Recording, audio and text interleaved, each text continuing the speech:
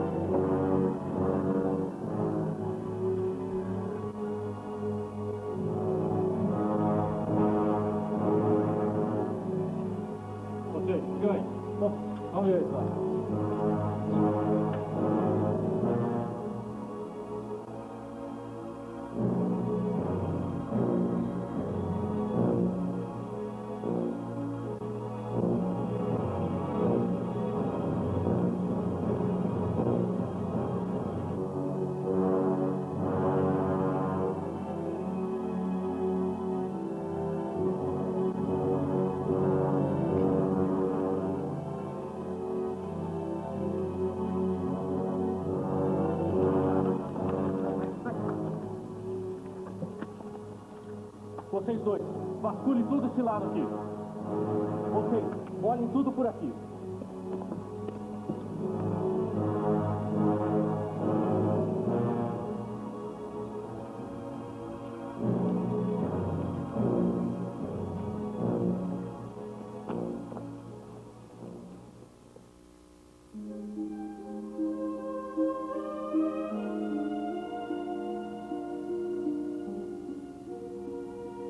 Meu Senhor, meu filho, não se esqueça de ajudar os teus discípulos que estão em perigo. Eles ainda são fracos na fé. Precisam da sua ajuda. Por favor, ajude-os.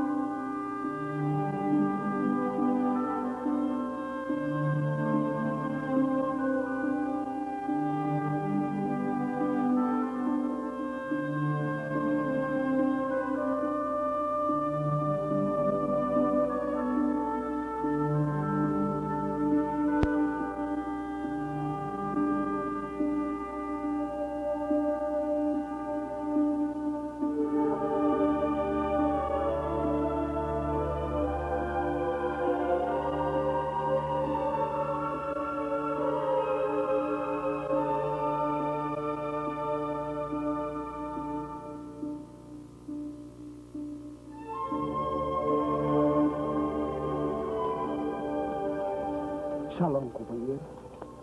Que a paz e a saúde que vem do Senhor estejam com vocês. Amém. Para onde vocês vão? Estamos indo para Emaús. Temos mais uma hora de caminhada. E você? Eu vou para mais longe, tenho muito que caminhar. Mas permita-me ir com vocês por mais essa hora. Depois eu sigo o meu caminho. Certamente. De onde você vem?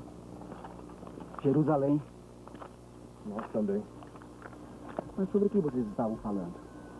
Me pareceu um assunto muito triste. O semblante de vocês ainda está carregado de tristeza. Sobre o que aconteceu com Jesus, o profeta de Nazaré. Mas o que foi que aconteceu com ele? Ora, você é o único forasteiro que vem de Jerusalém e não sabe o que aconteceu lá nesses dias. Mas o que foi? Jesus era o maior profeta que surgiu em Israel. Poderoso em palavras e em milagres diante de Deus e do povo. Mas os chefes dos fariseus, os chefes dos sacerdotes e os chefes do povo conseguiram fazer com que ele fosse condenado à morte sob as ordens de Pôncio Pilatos. Ele foi crucificado há 3 dias. Morreu na sexta-feira mesmo, por causa dos terríveis açoites que recebeu. Essa foi a pior Páscoa da nossa vida. Nós éramos discípulos dele. Nós esperávamos que ele fosse redimir Israel e libertar do poder de Roma e inaugurar um novo reino do Messias. Mas já faz 3 dias que tudo isso aconteceu. Agora nós estamos intrigados porque algumas mulheres do nosso grupo foram hoje ao sepulcro e disseram que ele ressuscitou. Uma delas disse até que falou com ele. Pedro e João, 2 discípulos do grupo ligados a ele, estiveram no sepulcro e encontraram tudo que as mulheres haviam dito. Mas não o encontraram. Agora Jerusalém está dividida com todos esses acontecimentos. Muitos acreditam que ele ressuscitou realmente. E muitos duvidam.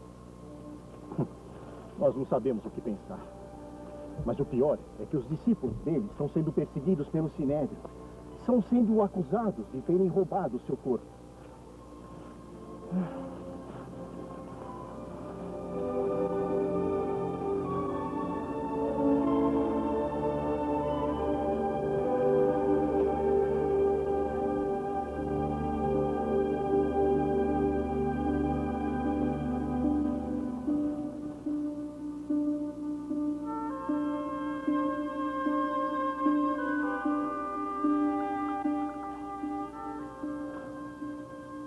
É bem verdade que Jesus sempre falou que no 3º dia iria ressuscitar.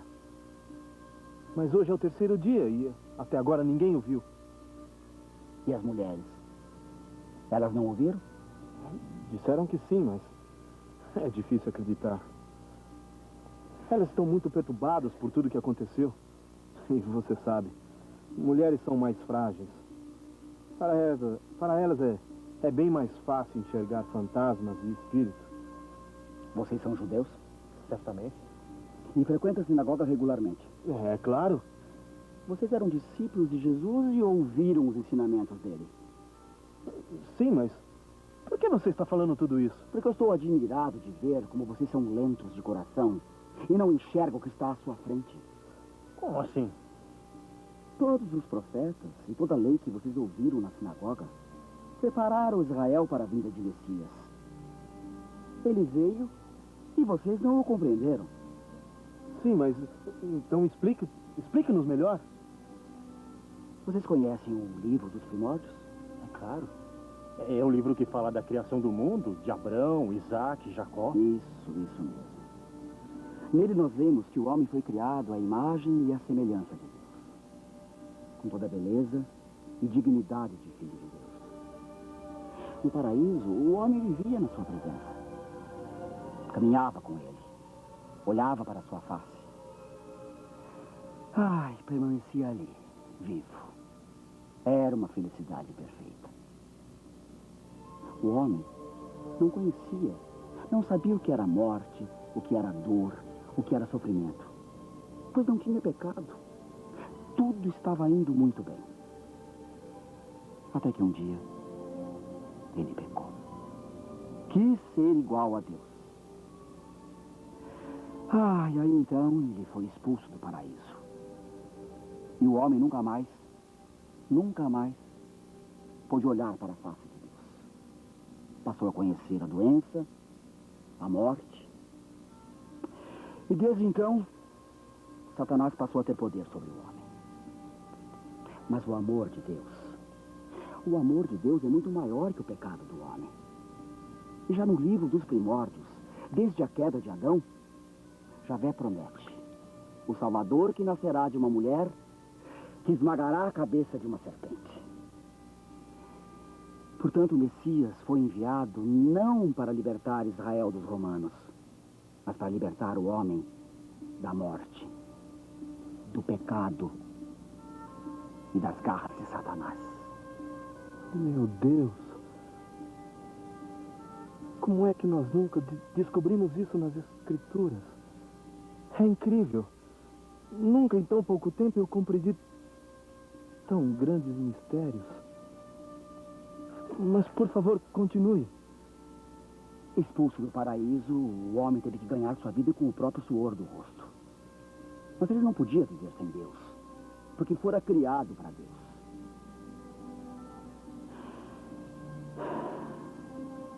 O que fazer, então, para ele novamente se aproximar do Pai?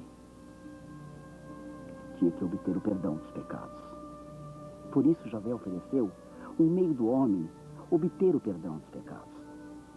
Desde o tempo de Abraão, passando por Moisés, até os dias de hoje, como é que os homens obtêm de Deus o perdão dos pecados?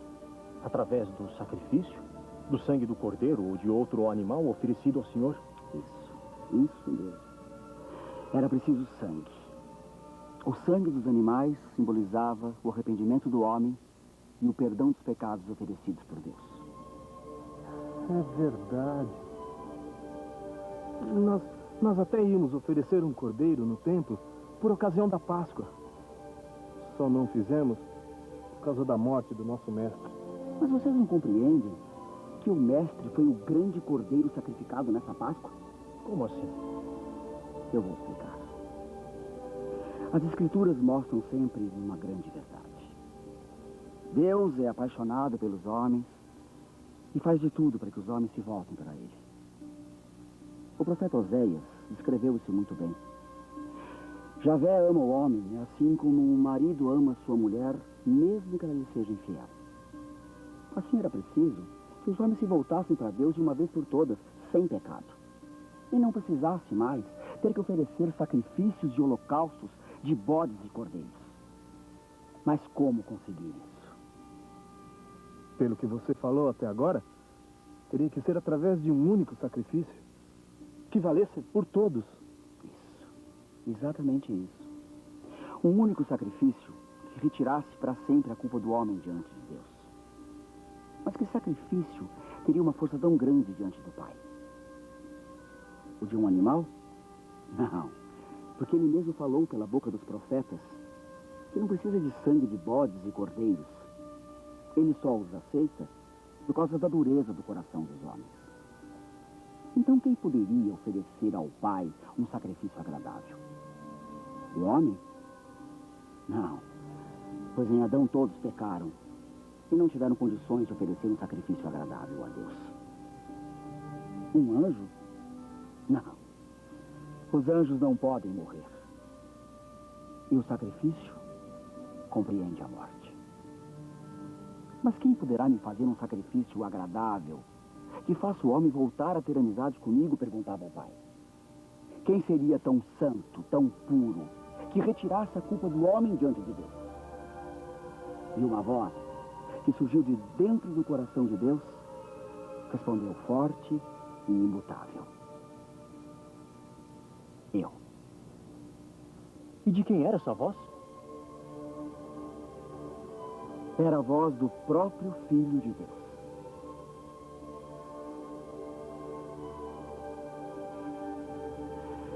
Foi por isso que o Pai, em seu coração, quis dar ao homem a maior prova de amor que ninguém jamais sonhou que pudesse acontecer. Entregar o seu próprio Filho como sacrifício forte, perfeito e imutável. O Cristo prometido dos profetas era o próprio Filho de Deus. Você quer dizer que Javé enviou seu próprio filho para se entregar e morrer por cada um de nós? Por mim? É isso mesmo que eu quero dizer. Mas eu não compreendo. Nós não amamos a Deus tanto assim. Aliás, nós somos pecadores. Ofendemos a Deus. Fugimos dele. Talvez agora, sabendo tudo o que ele fez, você não fuja mais dele.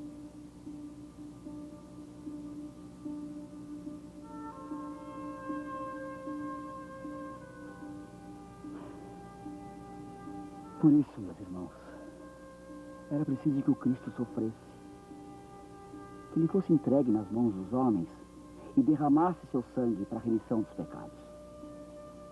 Ele teria que ser sacrificado na Páscoa, como um cordeiro sem manchas, agradável a Deus. E teria que ser sacrificado pelas mãos dos sacerdotes, como manda o ritual do sacrifício. Se ele não morresse, os homens não poderiam se reconciliar com Deus. Assim os profetas prometeram. Isso é a lei que Moisés prefigura. Mas é tudo tão claro, tão perfeito. Como é que a gente nunca percebeu?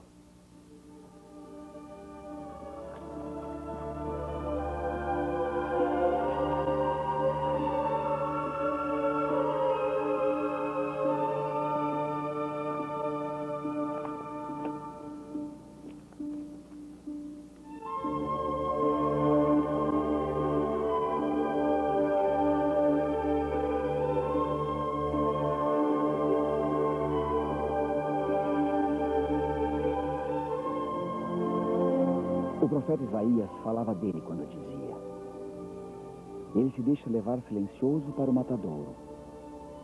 Ele tomou sobre si todas as nossas enfermidades.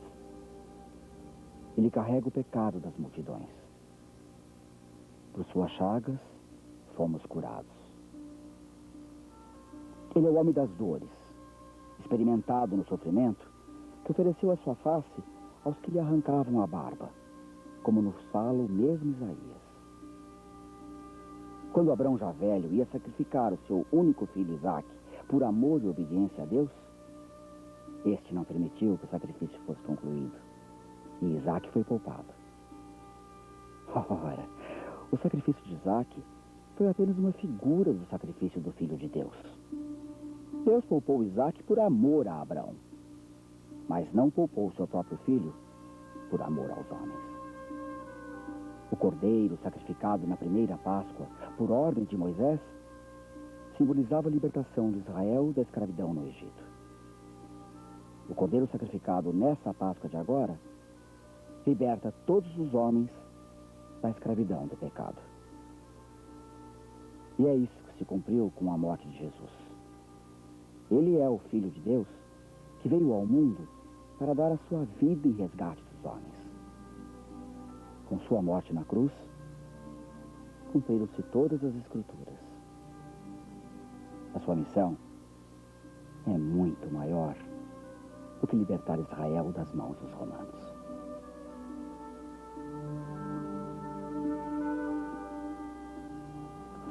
Jesus, o Filho de Deus. Meu Deus.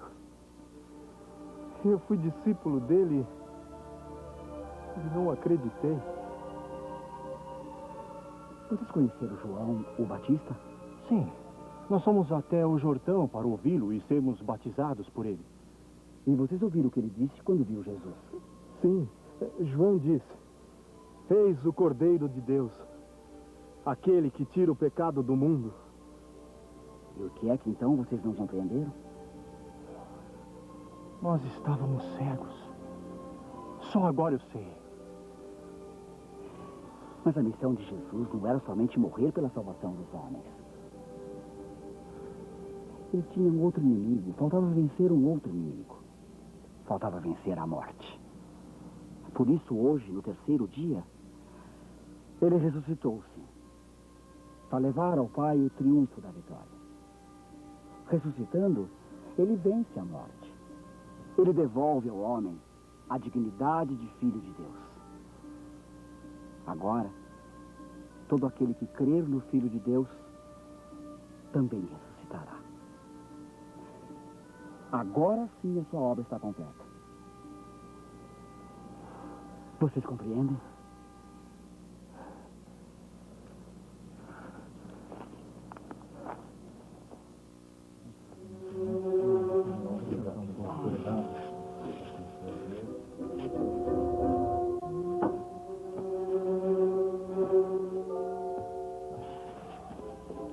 Pedro,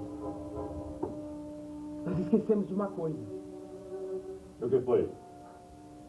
Como é que nós vamos passar pela porta da cidade à noite? Tem razão. As sentinelas vão nos identificar. Nós somos galileus. Ninguém entra ou sai da cidade à noite sem ser identificado. Nós precisamos pensar em alguma coisa. E rápido.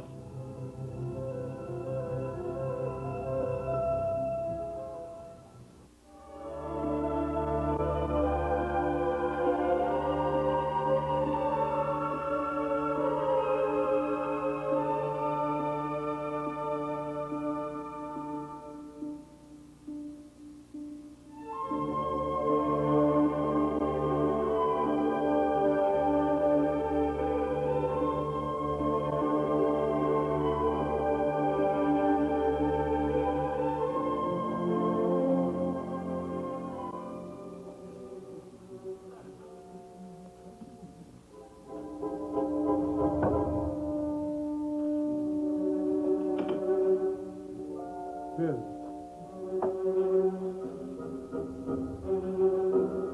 Como é que nós vamos fazer na porta da cidade? Não sei, Mateus, não sei. Quando nós chegarmos lá, a gente vai encontrar uma saída. Essa noite não chega nunca. Eu não aguento mais essa agonia. Mas, Pedro, se é verdade que Jesus ressuscitou mesmo, por que é que ele não vem nos livrar dessa dificuldade? Por quê? Será possível que ele se esqueceu de nós? Não, Natanael. Jesus jamais se esqueceria de nós. Ele sabe o que faz. Por certo, ele deve ter coisas mais importantes a fazer.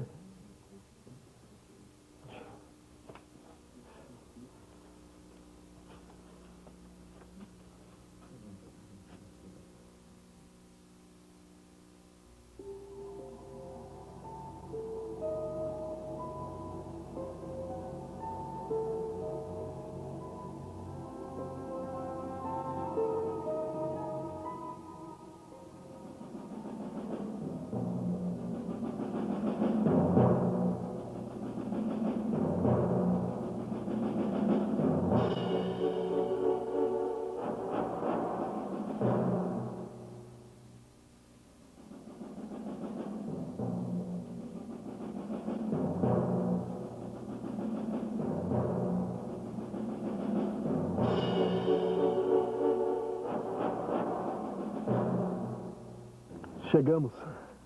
Bem, companheiros, obrigado pela companhia. Agora, eu sigo meu caminho. Não, por favor, fique conosco. Suas palavras encheram o nosso coração de fé e esperança. Eu não posso. Ainda tenho um longo caminho a percorrer. Não, por favor, não vá, fique conosco.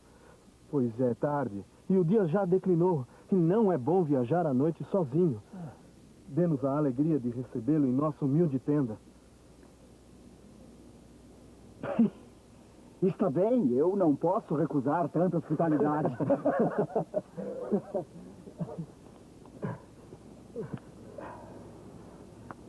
Bem, temos pão, vinho, queijo e água para os pés. Pois então, vamos comer. Judá, prepare a comida. Eu acendo a fogueira e as tochas. Claro.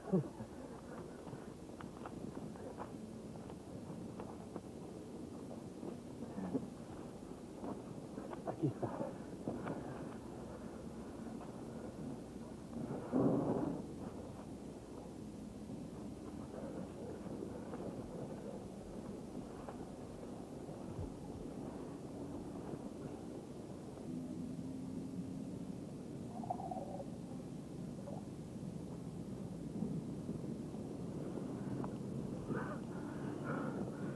Bem, como o nosso hóspede é tão versado nas escrituras, por favor, queira pronunciar a bênção.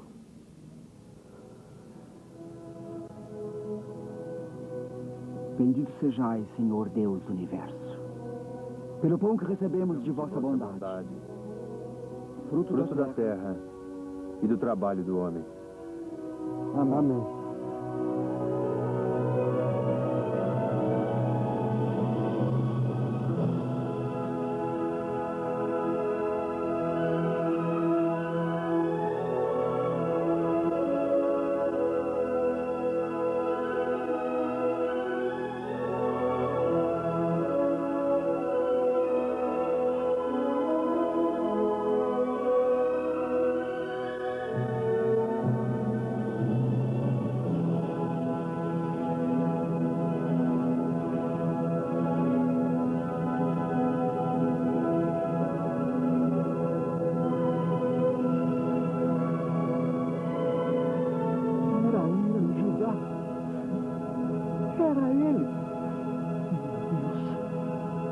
Meu coração queimava quando ele nos explicava as escrituras pelo caminho.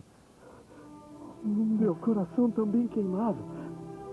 As suas palavras pareciam fogo. Queimaram toda a dor que eu sentia por sua morte. Vamos voltar para Jerusalém. Precisamos contar a Pedro. Vamos. Vamos.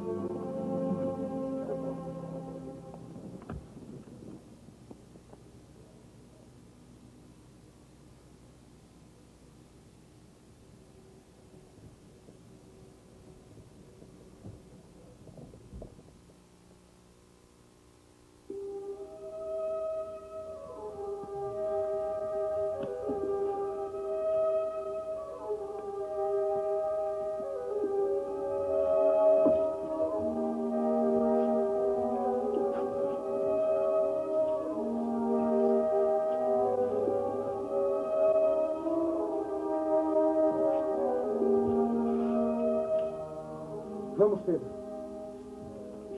Já é noite. Não, ainda não. Ainda tem muito movimento nas ruas e as lanternas estão novas. É melhor esperarmos mais um pouco. Vamos esperar.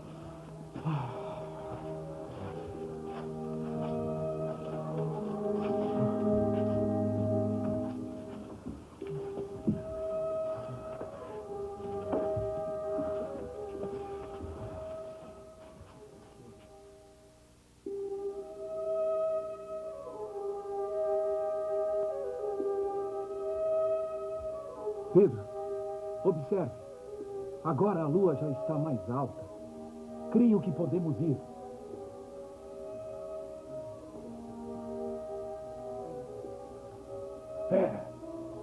A essa hora a cidade já deve estar bem mais vazia. Pedro, eu acho melhor então a gente sair em grupos de 2 ou 3 no máximo, não é? É isso mesmo. Certamente, certamente. Mas é melhor que façamos caminhos diferentes. Nos encontraremos no beco perto da porta setentrional. E lá nós resolveremos o que fazer. Que Deus nos ajude. Então vamos. Vamos.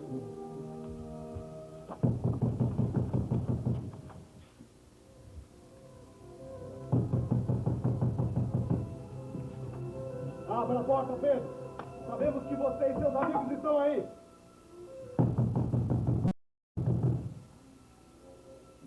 Quem é? Somos nós, Cleofas e Judá de Emaús.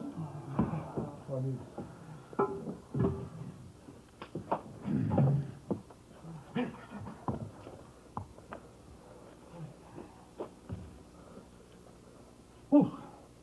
Vocês nos deram um susto enorme. Nós pensamos que fossem guardas do tempo. Estamos chegando de Emaús. Nós o vimos, Pedro. Nós o vimos e falamos com ele. Jesus? Sim, ele mesmo.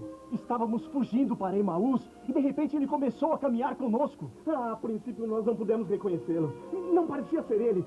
Parecia mais um viajante. Caminhamos juntos por mais de 1 hora. Ele foi nos explicando as escrituras. Falou-nos tudo o que dizia respeito ao Messias e por que ele deveria morrer. Suas palavras tiraram toda a tristeza de nossos corações. Depois fomos comer.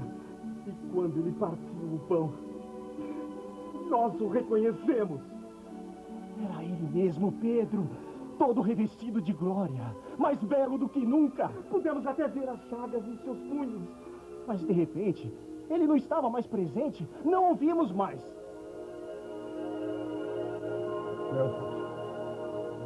Judá, homens prudentes e sensatos. Vocês têm certeza do que estão dizendo?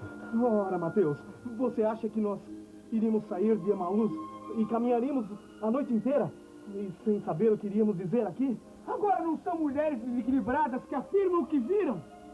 São homens prudentes e sensatos. E então, alguém ainda duvida?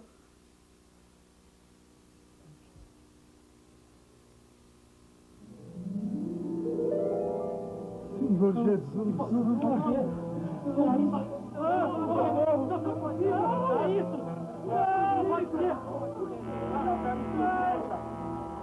Estamos todos perdidos. Não, meu Deus.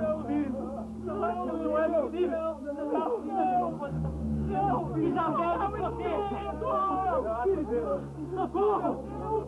Isabel dos profetas. A paz esteja com vocês. Mas que de nós agora? Por que tanta perturbação? Não. Por que crescem tantas dúvidas em seus corações? O espírito. Não pode ser. Sou eu mesmo. Olhem para mim, para as minhas mãos, meus pés. Pode ser. Um espírito não tem carne nem osso, como vocês estão vendo que eu tenho. Pode me tocar. Não, me toque. Não, Pedro. Vocês têm alguma coisa para comer? Deus.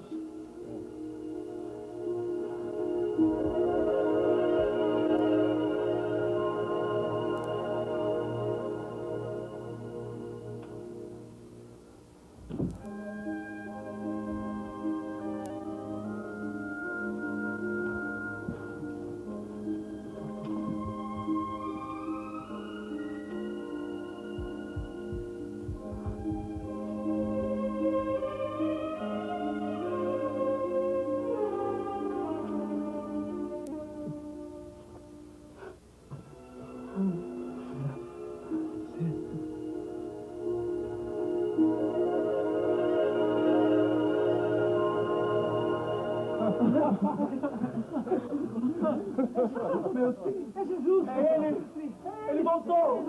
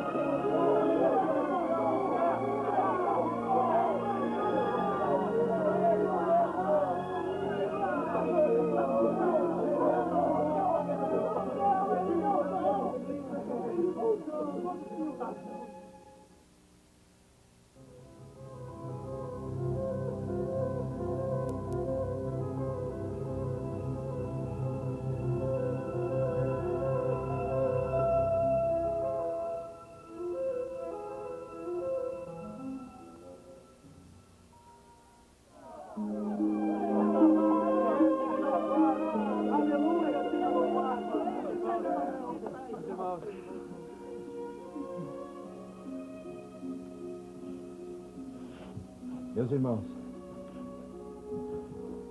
será que agora vocês compreendem minhas palavras? Era preciso que se cumprisse tudo o que foi escrito sobre mim. Na lei de Moisés, nos profetas e nos salmos. O Filho do Homem precisaria morrer pelas mãos dos homens e ser oferecido como o único sacrifício agradável a Deus, para a salvação de todos. Senhor, Será que temos capacidade para compreender tudo isso? Por ora, não completamente. Mas vocês compreenderão. Porque vocês serão minhas testemunhas. E por causa do testemunho de vocês, muitos acreditarão. E muitos entrarão no reino e conhecerão a mim. Meu Senhor, e quando será isso? Será que vai ser quando o Senhor for proclamado o Messias e começar a destruir todos os inimigos de Israel? Tiago, eu não fui enviado para destruir, mas para salvar aquilo que já estava perdido. E esta missão está consumada. Só me falta subir para o Pai e receber a coroa da glória, que a mim é devida. Quer dizer então que o Senhor vai nos deixar novamente? Não, João. Não, eu nunca mais deixarei vocês. Eu estarei com vocês todos os dias, até a consumação dos tempos. Por isso, mesmo que vocês não me vejam, saibam que eu estarei presente.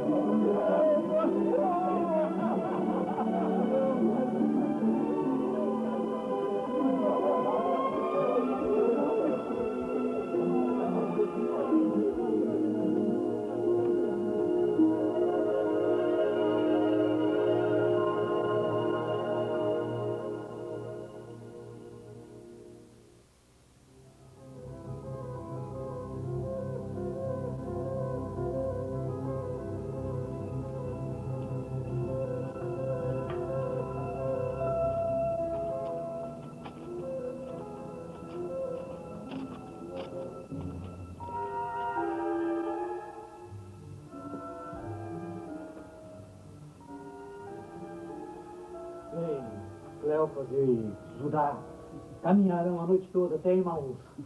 Mas é claro, depois de terem visto Jesus, eles caminhariam até o final do mundo. Pedro, João, vocês estavam certos. É tudo verdade.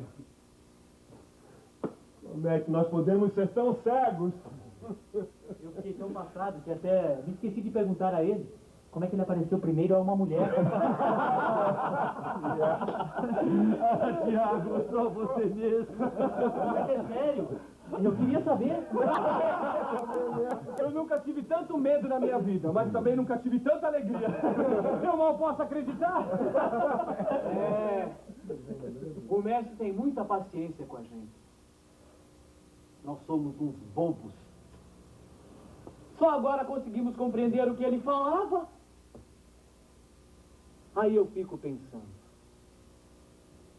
o quanto ele teve que esperar até que pudéssemos compreendê-lo. Meu Deus. Que foi, Pedro? Se eu esqueci de perguntar a ele o que devemos fazer agora, estamos sendo procurados. Mas se ele não falou nada sobre isso, é porque não deve ser importante. Acho melhor mesmo continuarmos com o nosso plano. Ele também não disse nada contra. E vocês sabem que o Sinédrio não brinca.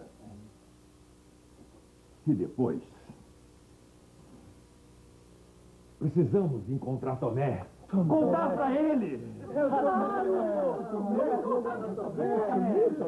Precisamos rever a família.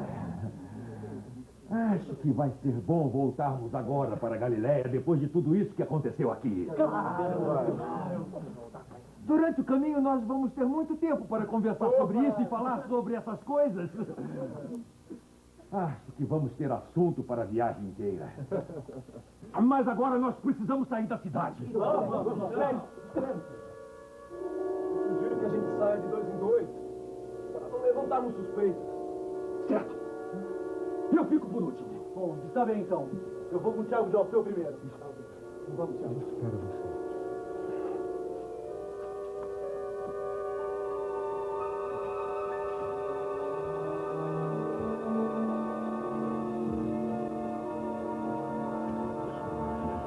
Irmãos, vamos rezar.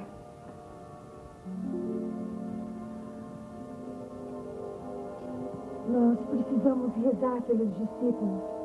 Eles devem estar saindo da cidade agora. Eles estão correndo perigo.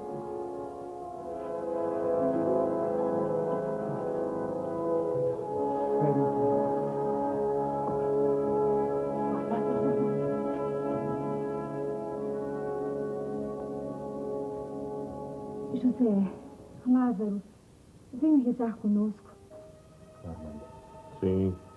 Mas Jesus estará com eles. Eu tenho certeza. Mesmo que eles não acreditem na ressurreição. É claro. É por isso que nós vamos rezar. Para que Jesus sinta o amor que nós temos por eles e os proteja ainda mais.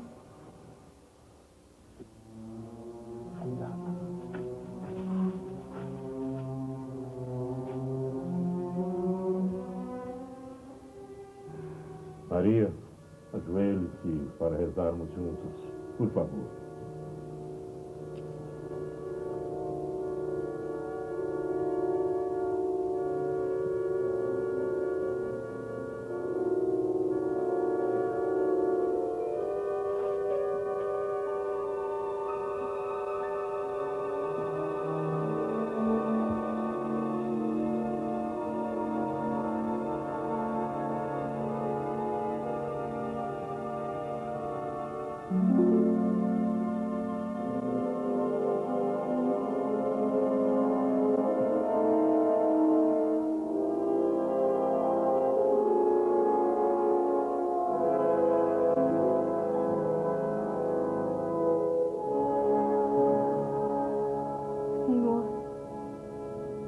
Conheces as fraquezas de cada um de teus discípulos, Senhor.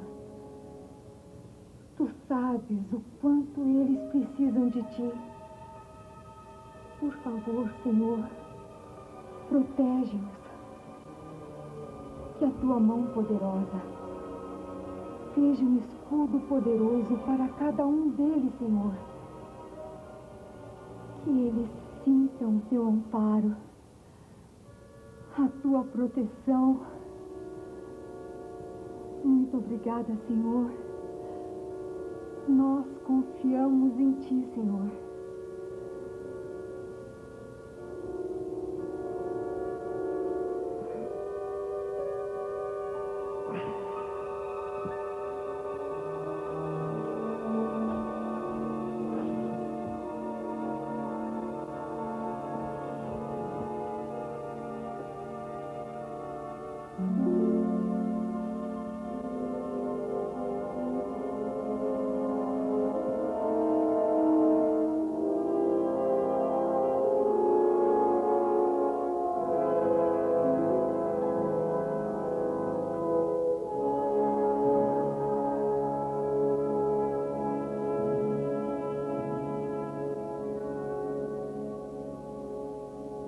Tu não temerás os terrores noturnos, nem as flechas que voam à luz do dia.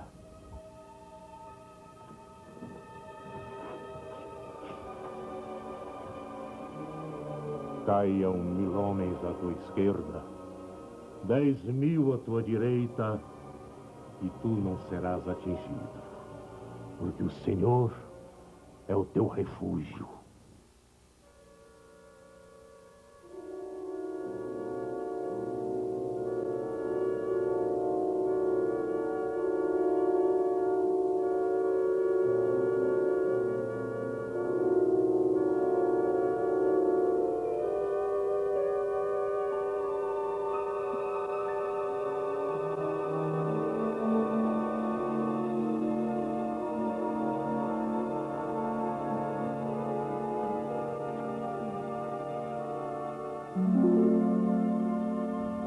A seus anjos ele mandou que te seguissem em todos os seus caminhos.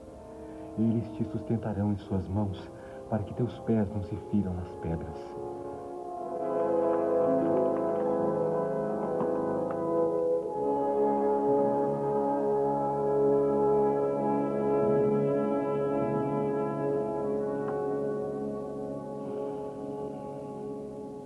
Você é Galileu, não é? Sou. Que os teus anjos protejam cada um de teus discípulos, Senhor. Eles são os teus escolhidos, Senhor. Tu os escolhestes, a cada um deles, para te seguir, para viver contigo, Senhor, para aprender contigo.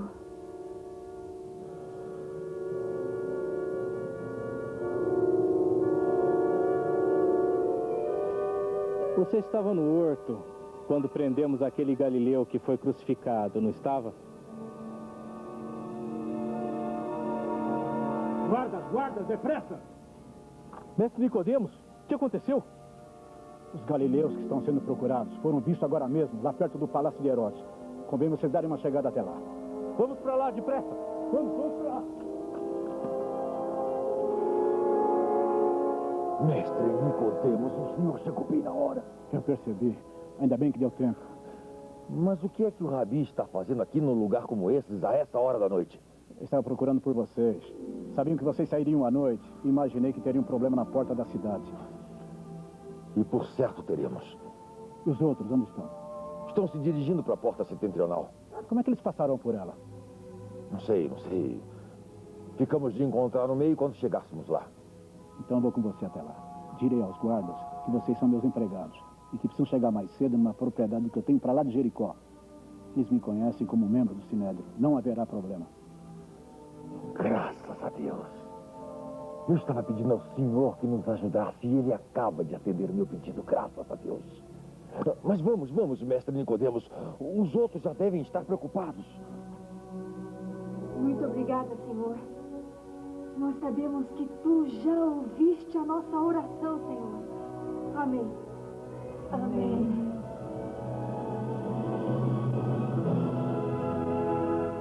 Os discípulos estão fora de perigo. Meu filho, mestre, meu querido.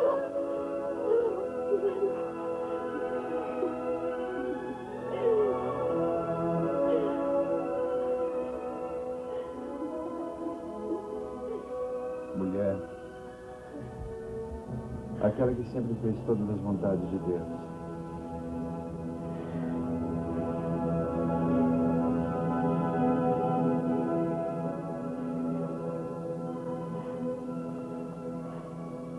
A paz esteja com vocês. Amém. Lázaro. Meu querido amigo Lázaro. Agora nós dois conhecemos o que é a morte. A morte foi vencida, Lázaro. Não tem poder mais algum.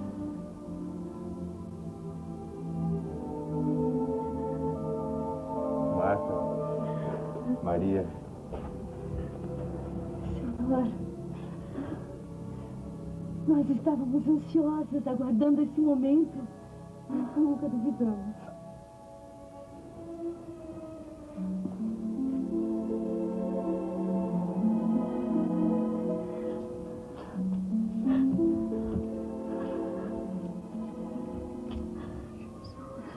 Minhas queridas amigas. Meu Senhor amado.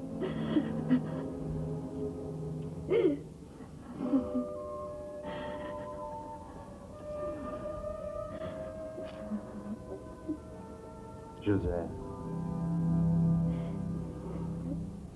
O que você está vendo, José? Não é fruto da tua imaginação. Vem até aqui.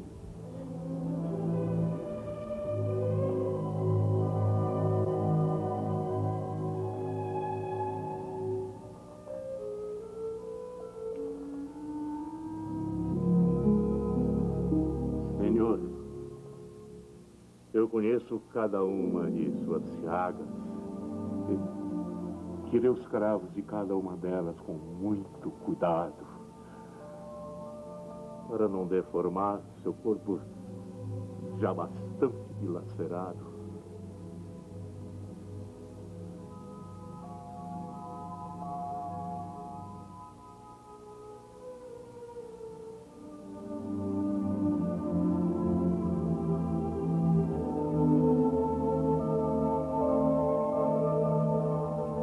José, eu tenho uma dívida de gratidão para com você. Você não teve vergonha de mim, José. Depois da morte vergonhosa que tive, você me proporcionou um sepultamento digno.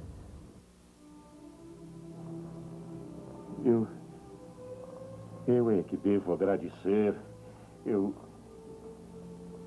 jamais imaginei que estava brigando no meu túmulo seria o Filho de Deus. Não, Senhor, não. Quem sou eu? Quem sou eu?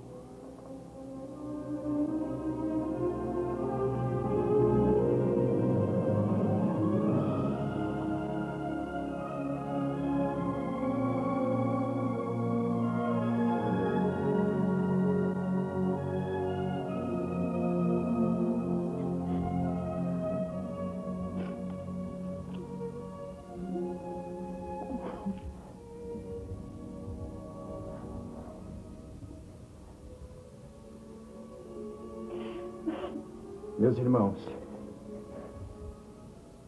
como vocês sabem, era preciso que se cumprissem as Escrituras. O Filho do Homem deveria ser entregue nas mãos dos homens e ser sacrificado como um cordeiro sem mancha. O único que diante de Deus poderia tirar a culpa do homem. E assim se cumpriu. Agora eu vou para o Pai. Mas antes eu preciso preparar aqueles que são meus. Por isso não saiam daqui, até que eu tenha subido de vez para o Pai e mandado o Espírito Santo sobre todos vocês. Porque vocês serão minhas testemunhas até os confins da terra. Eu estarei sempre com vocês.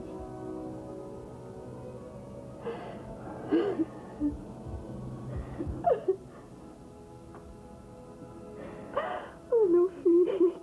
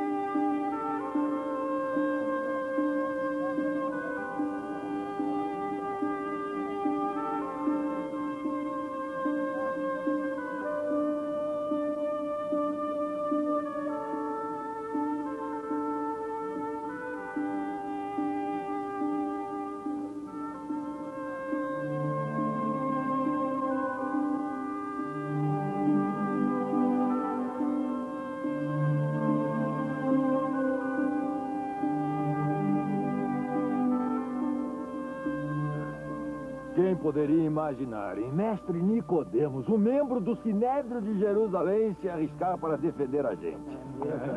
Olha, se não fosse por ele, eu não sei o que seria de nós a essa hora. Foi tudo por Deus, Pedro. Eu tenho certeza que a mão de Deus está por trás de tudo isso. Nicodemos gostava de Jesus.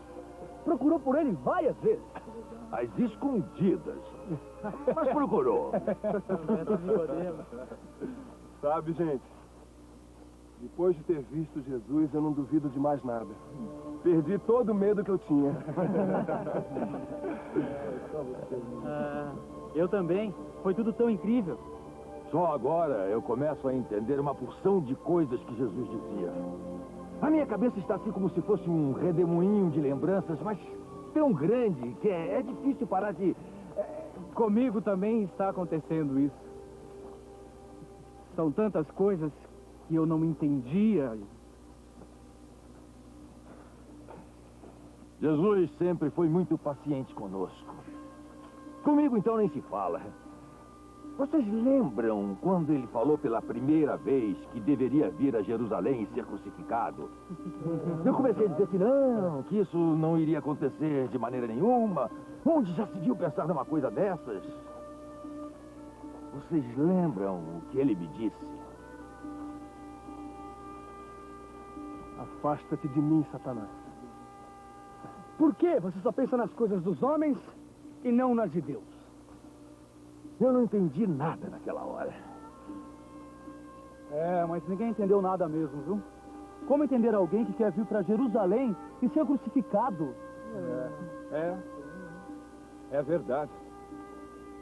Eu confesso que naquela hora eu pensei em abandonar o mestre. Mas depois, tanta coisa foi acontecendo que ficou impossível voltar atrás. Mas agora eu começo a compreender.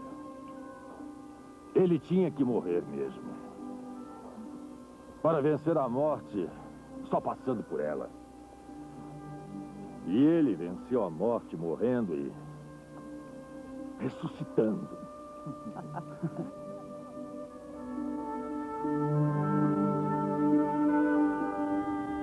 Sabe, mestre José, há muito tempo atrás, quando aquele jovem de Arimateia chegou aqui para estudar com os mestres de Israel, todos pensaram que se tratava apenas de mais um jovem que queria saber ler e escrever para cuidar dos negócios da família e nada mais. Confesso que eu mesmo pensei isso durante algum tempo. Mas depois aquele jovem começou a mostrar por que estava entre os doutores da lei.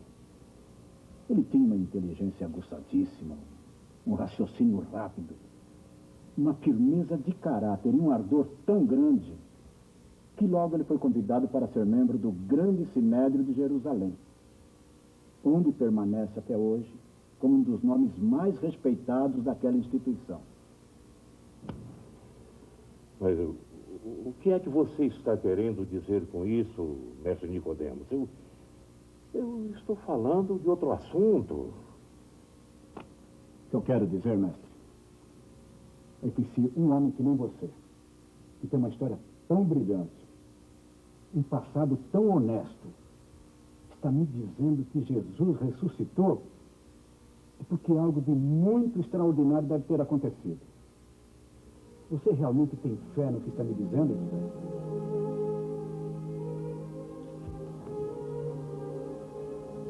Não, mestre, eu não posso dizer que tenho fé. Porque fé é acreditar numa coisa que não se vê. Eu vi ressuscitado. Falei com ele, toquei nele. Não, mestre, eu não tenho fé, eu tenho certeza no que estou dizendo. Meu Deus. Mestre, sabe por que eu me decidi a sepultar Jesus? Foi por causa de uma piedade muito agradável ao Senhor.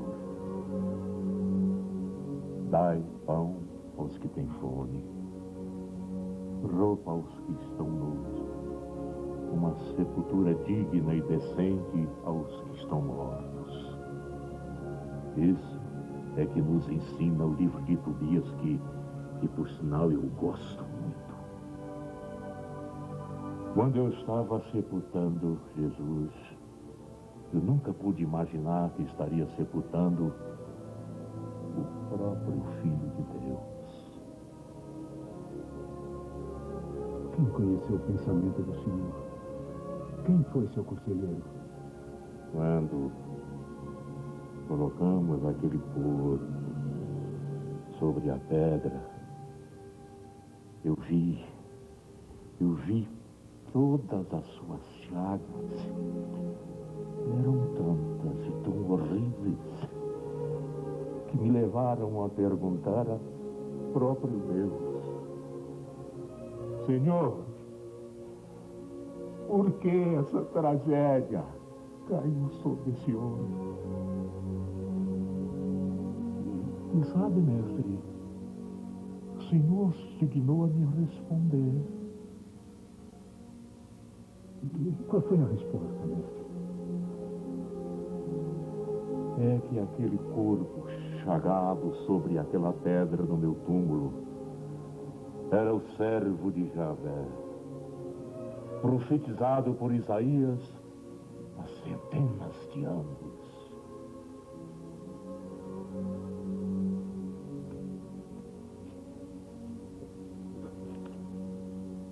E a profecia se cumpriu nos seus mínimos detalhes.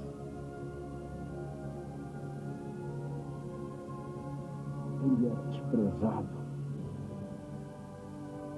Era a escória da humanidade. Homem das dores, experimentado no sofrimento.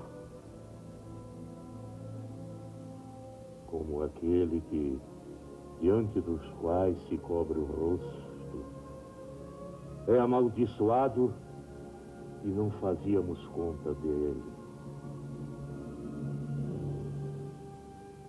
Em verdade, José, ele tomou sobre si nossas enfermidades, carregou nossos sofrimentos.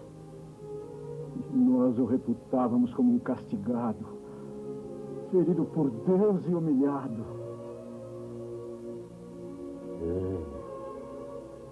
Ele foi castigado pelos nossos crimes. Foi magoado, foi esmagado pelas nossas iniquidades. O pecado que nos salvou caiu sobre ele. Fomos curados pelas suas próprias chagas. Esta é a tragédia que caiu sobre o homem que eu enterrei. Pecado de todos nós.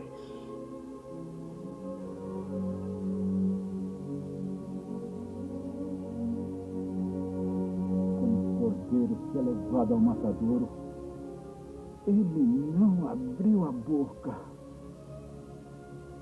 Ele foi condenado por um iníquo julgamento. Quem pensou em defender a sua causa? José, nós tentamos defender a causa dele no Sinédrio. Não, mestre, mas não conseguimos. Mas agora eu compreendo por quê. Ele não podia mesmo ter defesa. Porque ele se fez pecado, José. Ele se fez pecado por todos nós. E o pecado não pode ter defesa. Ele, o justo, aquele que não tinha pecado, se fez pecado e foi contado entre os malfeitores.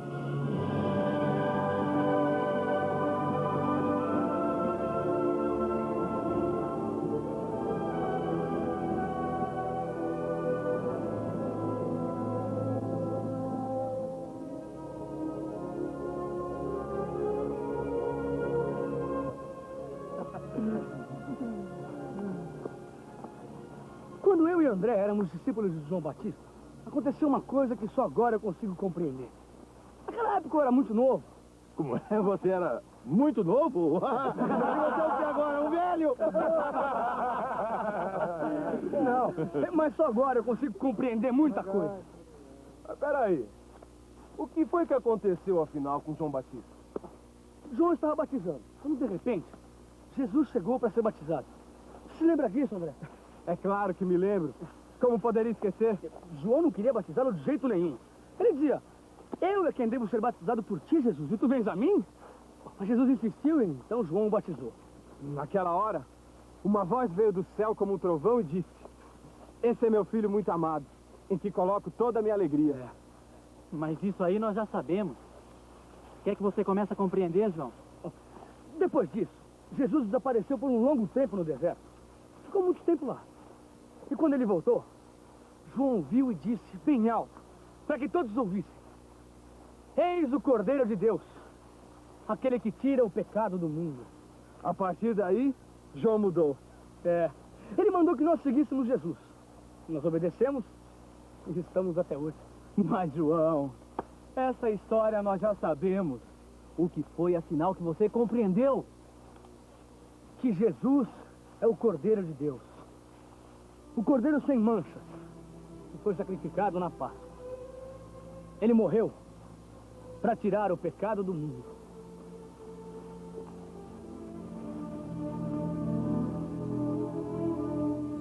Não foi só na morte que se cumpriu a profecia. A profecia se cumpriu também na sua ressurreição. Davi profetizou sobre ele no Salmo. Minha carne repousará na esperança, porque não abandonarás a minha alma no Hades, nem permitirás que teu santo veja a decomposição. Foi isso, mestre. Seu corpo não experimentou a decomposição porque ele ressuscitou no terceiro dia. E a decomposição só começa no quarto dia. Meu Deus, quantos profetas e reis desejaram ver o que estamos vendo e não viram, ouvir o que estamos ouvindo e não ouviram. Mestre, nós temos que recuperar, de qualquer maneira, todas as palavras de Jesus. Ele é o Filho de Deus, maior do que Moisés e do que todos os profetas. O que ele ensinou não pode ser perdido. Ele vai para o Pai. Será que ele pensou nisso? Mas é claro, José. Ele formou um grupo de discípulos. Você se esqueceu? É verdade. Sabe, José, certa ocasião eu procurei Jesus. Não me diga, mestre. Mas foi às escondidas. Eu fiquei com medo dos colegas do Sinédrio. É compreensível. Naquela ocasião ele me disse uma coisa que me deixou muito intrigado. E eu confesso que até hoje eu não compreendi o que ele queria dizer. O que foi? Ele disse que para se entrar no reino de Deus é preciso nascer de novo da água e do Espírito. O que será que quer dizer essa expressão? Eu não sei. Mas certamente os discípulos dele saberão.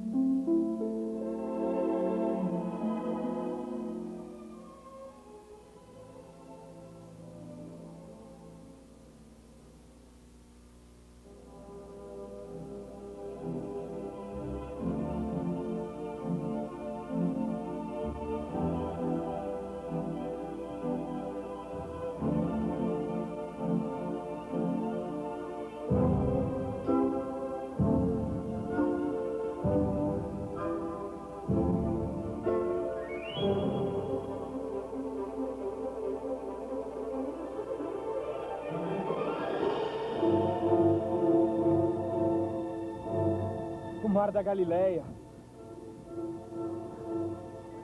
Confesso que senti saudades. André, meu querido irmão, como não sentir falta disso tudo aqui? Foi aqui que eu conheci Jesus, foi aqui que ele me chamou. Foi aqui que eu larguei minhas redes, meu barco, minha família.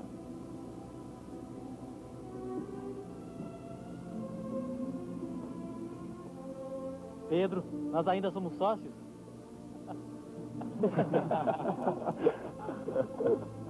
Acredito que sim, Tiago. Eu, você e o João.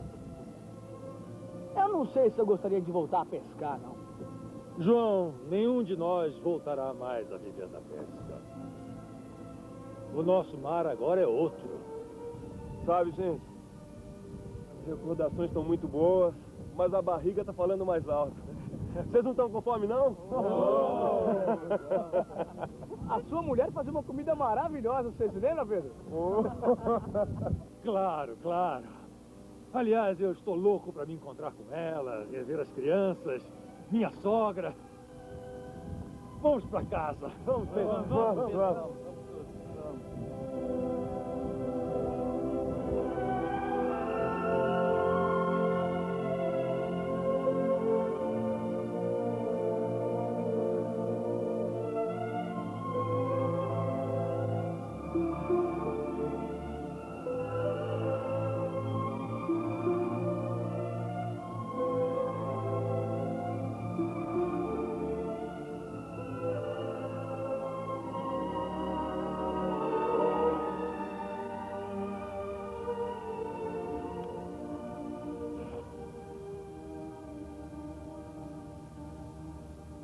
Tomé, tente comer um pouco.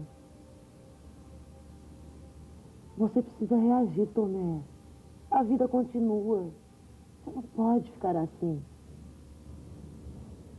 Para mim, ela não continua mais. Jesus morreu. Eu fugi. Abandonei a todos.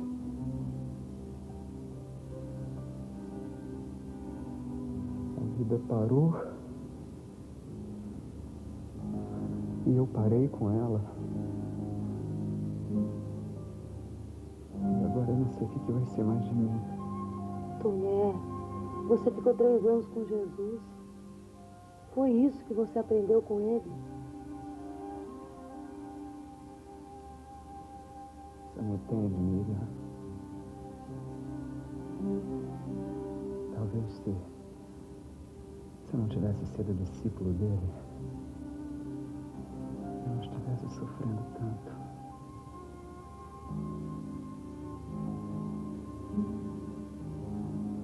Mas quando seu marido chegar, você vai compreender melhor. Ele deve estar bem pior do que eu. Ele deve estar sofrendo muito, eu sei. Ele amava muito a Jesus. Mas eu tenho certeza que a vida dele não vai parar. A vida dele já parou. Pelo menos na última vez que eu vi em Jerusalém, ele estava muito pior do que eu. O Pedro? Pior do que você? Duvido. Ele deve chegar aqui esses dias. E eu não vou deixar ele ficar pior do que você.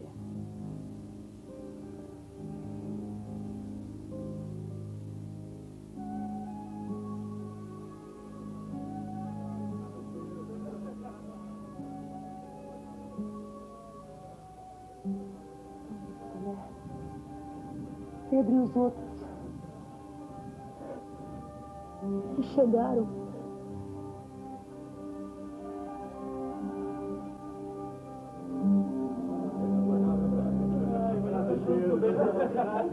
Pedro, tá tudo ruim.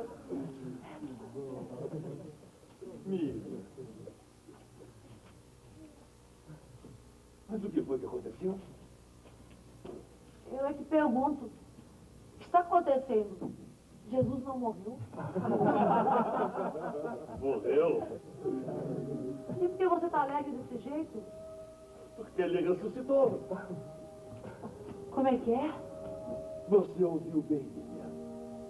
Jesus ressuscitou. Ele está vivo.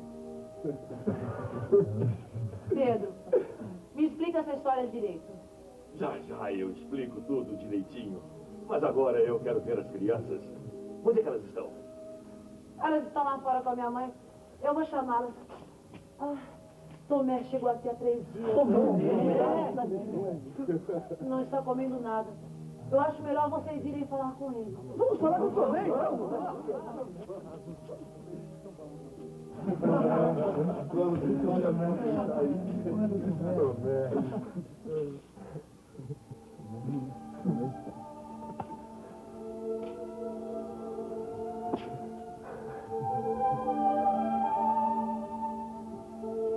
Pedro, eu fui covarde.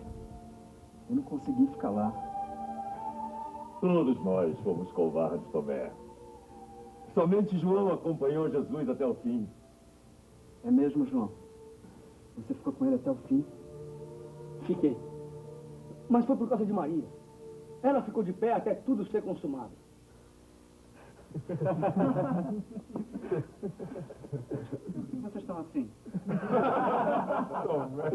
Assim como? Assim como? Vocês estão rindo de quê? Qual é a graça? Nós vamos contar, Tomé. Mas vamos lá para a sala. Eu acho que você vai precisar se sentar para ouvir tudo que nós temos para dizer.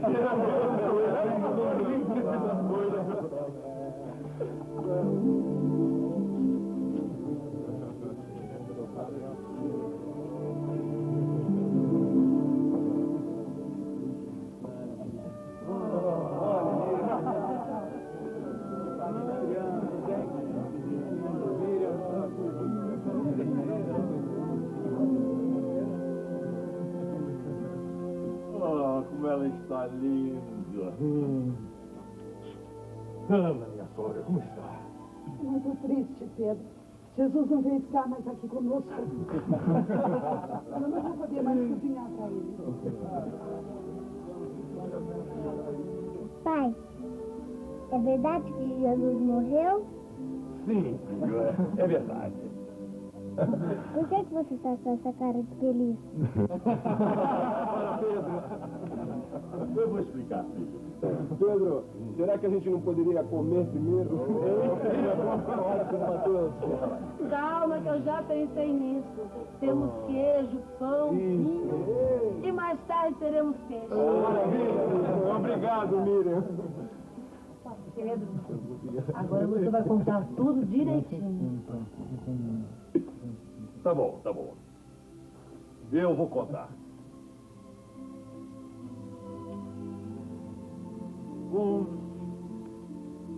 Eu acho que tudo começou quando nós encontramos lá em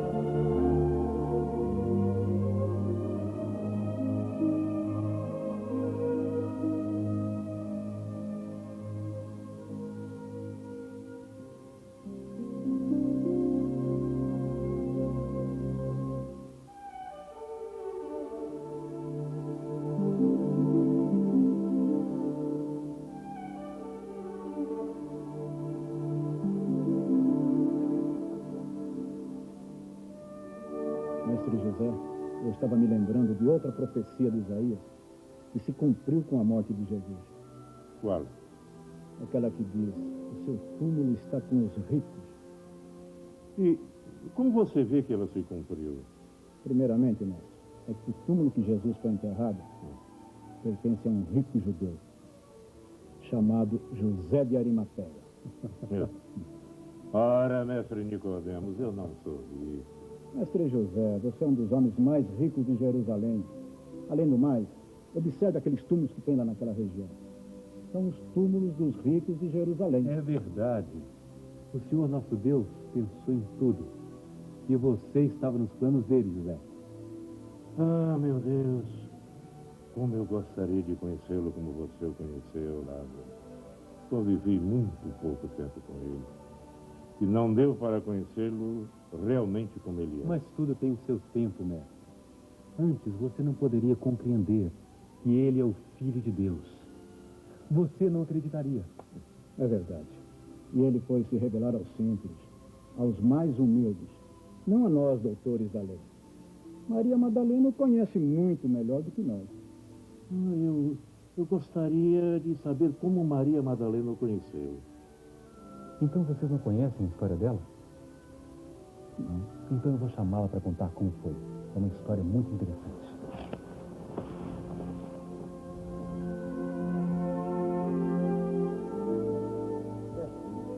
Não faz nem uma semana e o tumulto causado por Jesus de Nazaré já está se acalmando.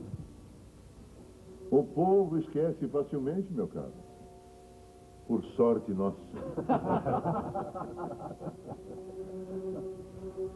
Mas o que está me preocupando é uma outra coisa. O que é, mestre?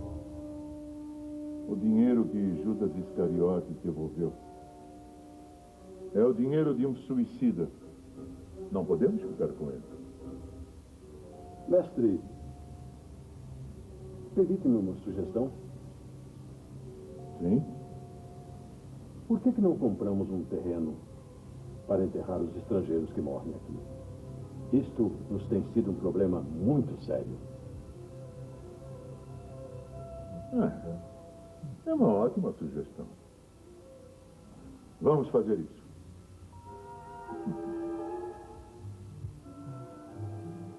E foi isso que aconteceu. O Senhor nos livrou de todos os perigos e nós chegamos até aqui. Meu Deus. Então ele ressuscitou? Eu acredito. Ele disse várias vezes que isso ia acontecer. Aqui mesmo, quando ele me curou daquela febre, ele repetiu. E eu me lembro como se fosse hoje. É verdade. Agora estou lembrando. Só que ninguém sabia o que ele estava falando. É. Eu pensei que fosse uma parábola muito difícil de entender. Só que não era uma parábola. Quem poderia imaginar uma coisa dessas? Pois eu não acredito em nada do que vocês estão falando. Tomé. Mas, Tomé, nós o vimos. Nós falamos com ele. Tocamos o seu corpo. Muito. Não dá para acreditar. Essa história não tem a mínima lógica. Você não acredita no testemunho de 10 homens? Pode ter sido uma visão? Quem é que me garante que não foi? Nós garantimos. Quando as mulheres apareceram com essa história, nós também achamos que era mentira. Nós duvidamos. Quando Cleófas e Judá vieram contando a mesma coisa, nós novamente duvidamos. Aí, o próprio Jesus apareceu. Pois é. E mesmo assim nós continuamos a duvidar. Vocês se lembram? É claro. Mas aí, ele comeu um pedaço de peixe. E nós fomos perdendo medo. Começamos a tocá-lo. E vimos que era ele mesmo. Tomé, eu vi quando Jesus morreu. Eu vi quando ele foi sepultado. Eu conheço todas as chagas do seu corpo. É ele mesmo. E as chagas estão lá, no corpo dele. Não adianta. Se eu não ver com meus próprios olhos, eu não acredito. Eu vou colocar o meu dedo nas chagas vivas, nas chagas do seu corpo, eu não acredito. Mas, Tomé... Não adianta, Pedro. Não adianta tentar me convencer. Tomé. Eu não acredito. Lázaro, por favor, ponha 2 almofadas aí.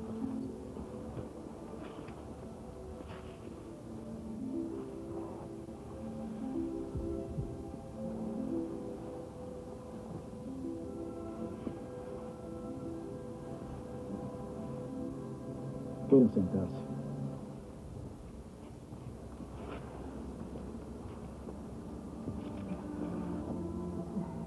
Maria, não se envergonhe por estar dirigindo a palavra a 2 doutores da lei. Nós conhecemos a lei de Deus, mas não conhecemos o seu autor. E nesse ponto você é muito melhor que nós. Eu não me envergonho, mestre. Depois que eu conheci Jesus, não tenho medo de mais nada. E como foi que o conheceu, Maria? Eu não sei se vocês sabem, mas eu era prostituta.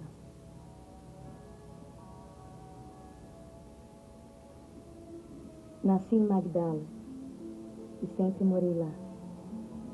Fiquei órfã muito cedo e o único meio de sobreviver foi a prostituição. Eu era sozinha e fazia da minha vida o que bem entendia. Até que um dia Jesus apareceu na cidade. Uma multidão se reuniu em torno dele. E eu fiquei curiosa para saber o que estava acontecendo.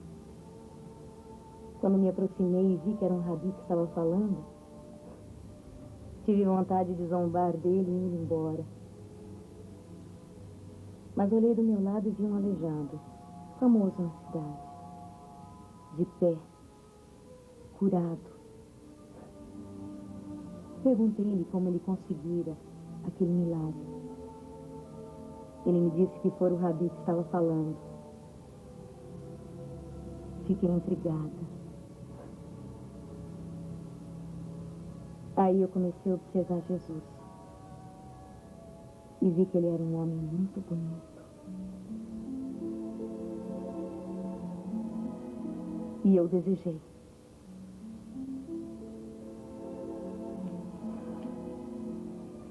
Quando ele terminou, o povo queria tocá-lo.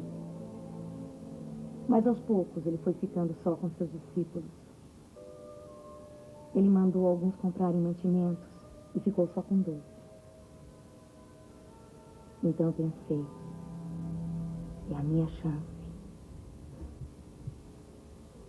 Eu me aproximei dele, fazendo tudo aquilo que eu bem sei que os homens gostam. Ele me olhou e disse: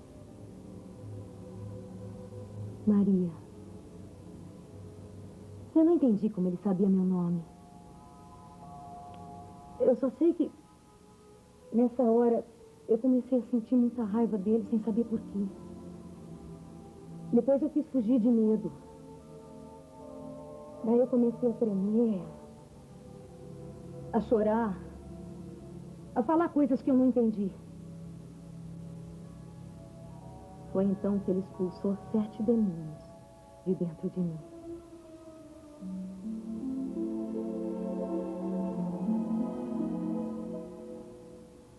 Quando voltei a mim, eu estava deitada no chão, com a roupa toda suja. Mas senti uma paz muito grande, como nunca havia sentido.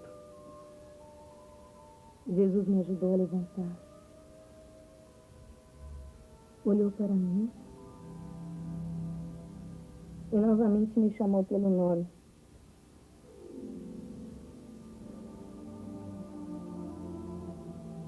Pela primeira vez na minha vida, eu senti que um homem me amou pelo que eu sou e não pelo meu corpo. Eu nunca pensei que eu pudesse ter algum valor.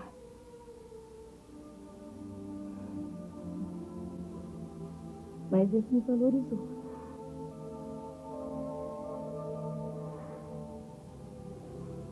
Então também, pela primeira vez eu quis entregar meu coração a alguém. Não por paixão, mas por gratidão. Eu tinha que fazer alguma coisa por ele. E não podia ser nada menos que entregar meu coração.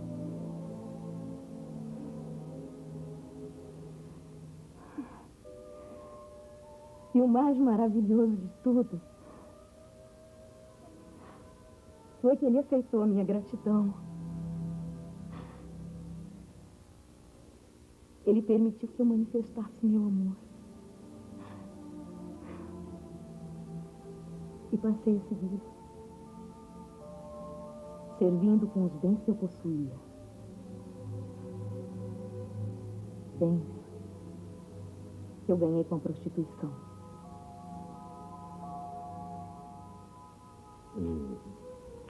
E depois, Maria, o que é que aconteceu? Eu fui ouvindo seus ensinamentos. E nunca mais entreguei meu corpo a ninguém. Muitos homens me procuraram. Ofereciam o dobro do que costumavam me dar. Mas eu não podia mais. Agora, meu coração tinha um dono. Um senhor que cuidava dele com muito amor. Ele me ensinou a amar as pessoas, a fazer o bem, a servir, a ser feliz. A profecia de Oséias. Direi àquela que não é amada, tu és amado. Direi àquela que não é meu povo, tu és meu povo. Parece que Deus, nosso Senhor, sempre se preocupou com as pessoas que estavam à margem da vida. Eu tenho certeza disso. Ele me amou, mesmo quando eu estava longe. E eu não fiz nada para merecer este amor. É justamente isso que estamos descobrindo, Maria. Deus nos ama gratuitamente. Diante dele, ninguém merece nada. Nem o doutor da lei, nem o pecador. É preciso ter coragem para se deixar ser amado dessa maneira. De graça, sem merecer. E sem ter nada para oferecer em troca, a não ser a própria vida. No fundo, é o que todo homem busca, mesmo sem o saber. Jesus conhece o coração do homem muito mais do que nós podemos imaginar.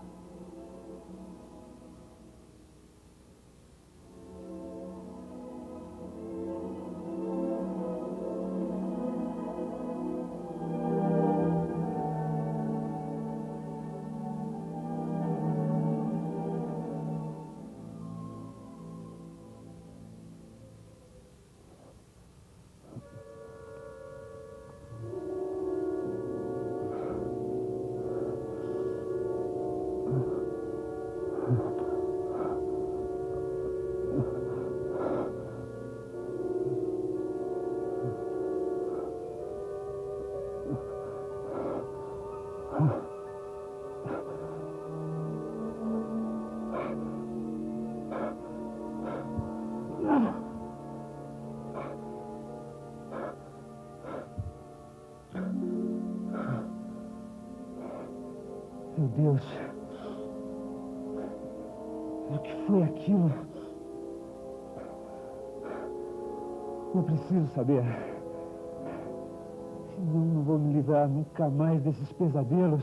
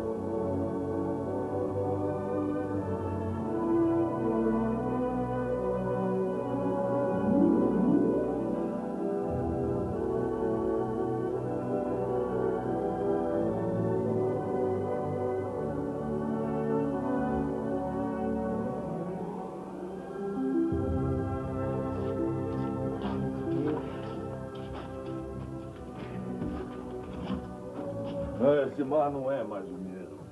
Olha só que pesca miserável que nós conseguimos hoje. Ora, Pedro, não reclame do mar. Além do mais, não estamos no tempo de pesca. Antigamente, mesmo nessa época, tinha muito mais peixe. Só que antigamente você era um pescador, né, Pedro? Agora... Agora o quê? Não, faz tempo que você não faz isso, né? Vocês já querem comer? Queremos sim, Miriam. Nós estamos com muita fome. Então é melhor chamar os outros. Assim comemos todos juntos.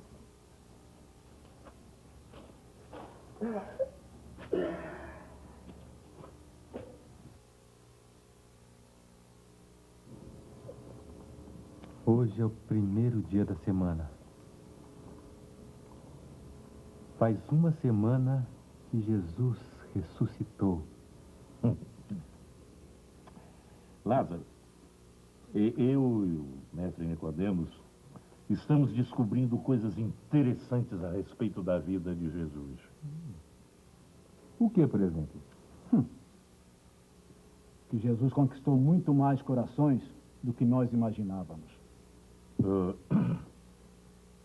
Os nossos informantes confirmam de que a fé no ressuscitado está crescendo silenciosamente tanto em Jerusalém como nas cidades de Israel.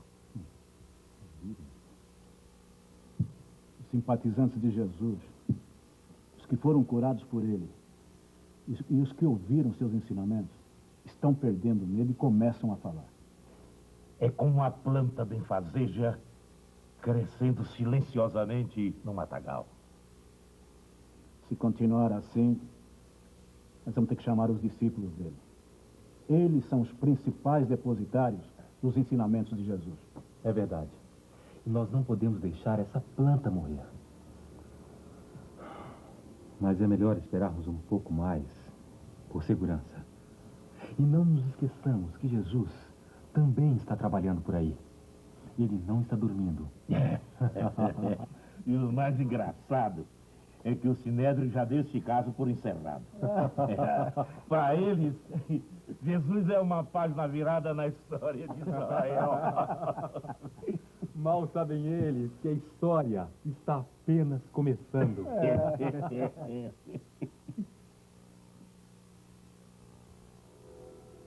Bendito sejais, Senhor Deus do universo, pelo pão que recebemos de vossa bondade, fruto da terra e do trabalho do homem. Amém.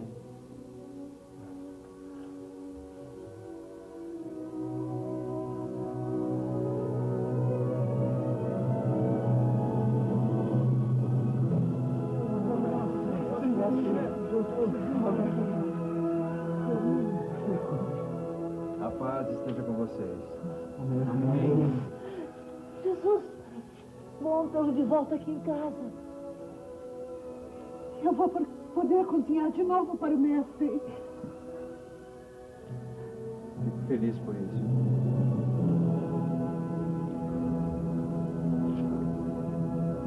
Tomé, vem até aqui.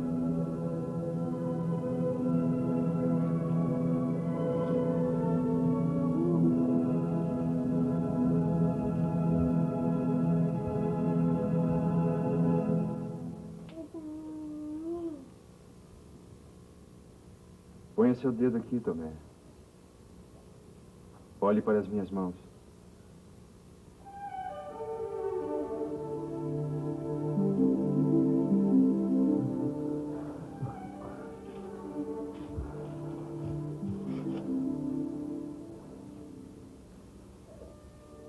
Toque ao meu lado, Tomé.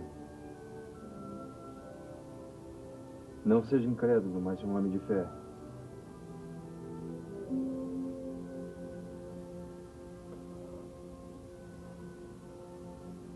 Meu Senhor, meu Deus. Você acreditou, Tomé, porque você me viu. Felizes daqueles que acreditam sem ter visto.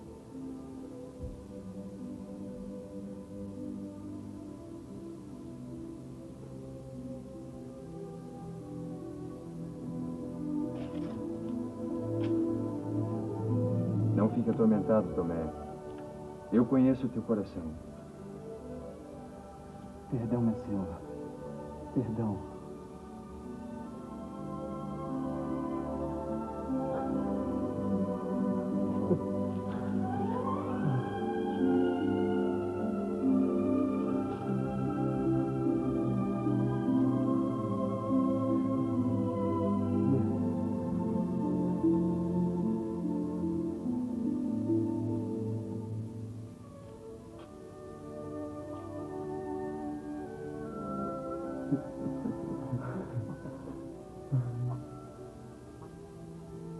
Jesus, você se machucou?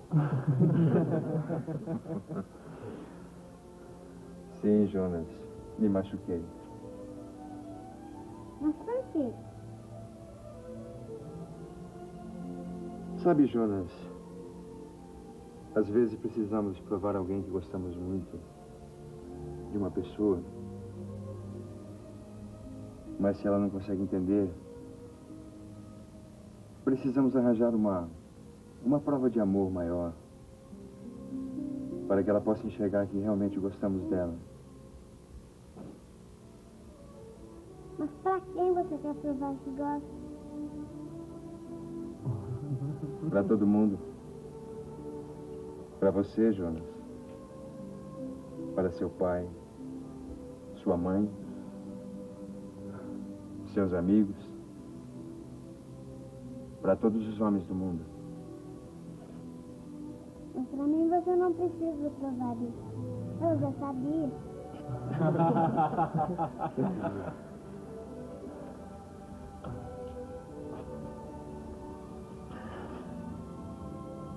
Eu sei disso, meu pequeno Jonas.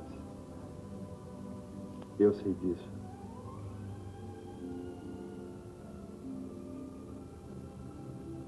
Mas muitos ainda não sabem.